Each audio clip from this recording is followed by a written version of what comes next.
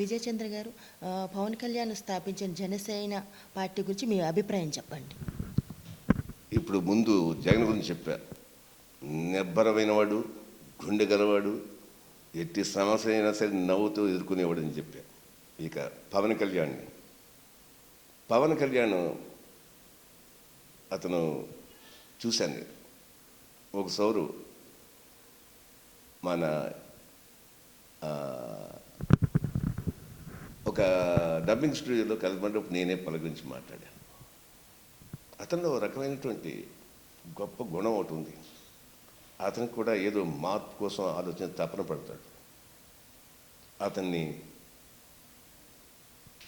ఇప్పుడున్న పరిస్థితుల్లో ఫుల్ ఫ్లెడ్జ్డ్గా రాజకీయాలకు రావాల్సిన అవసరం లేదు. ఎందుకంటే సమయం సందర్భం వచ్చినప్పుడు అతను రావడానికి ప్రయత్నం చేస్తున్నాడు. ఇవాళ వీ మస్ట్ వెల్కమ్ ఒక యంగ్ జనరేషన్ లీడర్. కానీ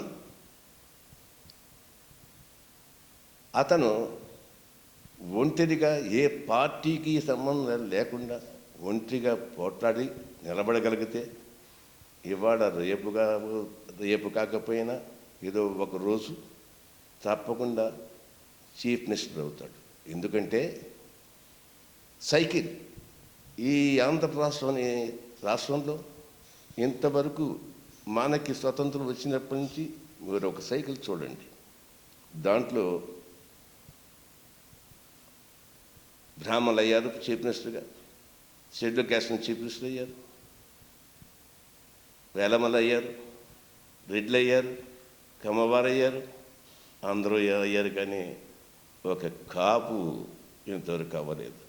అవకాశం వచ్చినా పోగొట్టున్నారు. అది అలాంటి అవకాశం రావాలంటే స్వతంత్రంగా అతను పోరాడే లక్షణం నేర్చుకోవాలి. వాళ్ళకి వీళ్ళకి వత్తాసు పలుకుతున్నట్టుగా కనిపించకూడదు. ధైర్యం చూపెడుతూనే ఉంటాడు. పాపం ఇంకా అనుభవం లేదు కాబట్టి, కానీ ఒకనాడు తప్పకుండా మంచి లీడర్ అవుతాడు. నా దృష్టిలో రాబోయే కాలంలో ఒకవేళ పోటీ జరిగితే ఎవరెవరు కలుస్తారో ఎవరెవరితో కలుస్తారో నాకు తెలియదు, కానీ ఎప్పటికైనా ఒక మంచి రాజకీయ నాయకుడు అవుతాడు.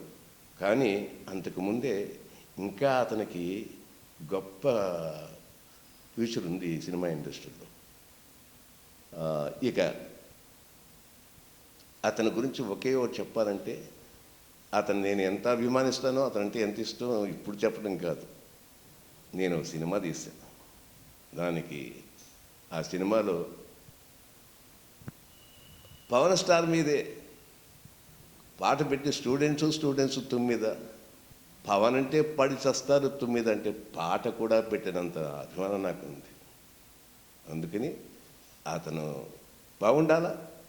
ఉండాలి. ఇంకా ఏంటంటే జనంలో రకమైనటువంటి సద్విమర్శల్ని ఆయనకి చెప్పేవాళ్ళు ఇంకా తక్కువగా కనబడుతున్నారు. నేనైతే నాకు జగన్ అంటే ఎంత అభిమానం ప్రేమో, నాకు పవన్ అంటే అంత ఇష్టమే. అందాక ఎందుకు లోకేష్ అంటే నాకు ఇష్టం ఉంది, యంగ్ జనరేషన్ కాబట్టి.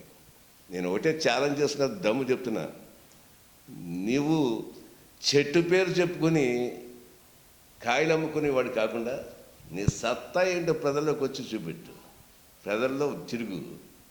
ఆనాడు నెహ్రూకి గాంధీ ఏం చెప్పాడంటే, వెళ్ళు ప్రజల్లోకి వెళ్ళి వాళ్ళ కష్టాలు తెలుసుకో, అంతేగాని ఇళ్లలో కూర్చుని పొగడ్తలతో ఇదే ఇవ్వటం కాదు. ఇంతవరకు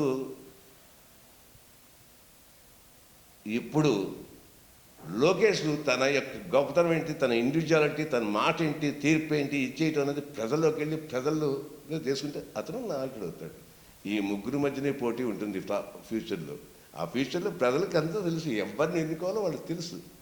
ఇప్పుడు నాకుంది, నా ఉద్దేశంతో ఐ డోంట్ పవన్ అంటే నాకు అతను ఇష్టం లేదు అది ఇదే నేను చెప్పను, కువిమర్శలు నేను చేయను. Yes has got every right to become a political leader and he can aspire for anything. అతనికి ఉంది, ఎవరికి లేదు.